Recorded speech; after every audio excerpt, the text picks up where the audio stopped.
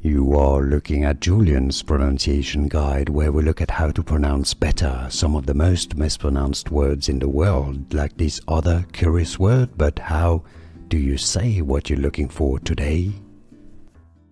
Let's learn how to pronounce these two words in English. They have different spelling, but exactly the same pronunciation. Their meanings are different, so they are both to be pronounced canon. If you want to learn more homophones in English, words that have the exact same pronunciation, make sure to stay tuned to the channel. Got more for you here. Canon, with only one N. It's a law or a body of work or a type of musical composition, a canon. Canon.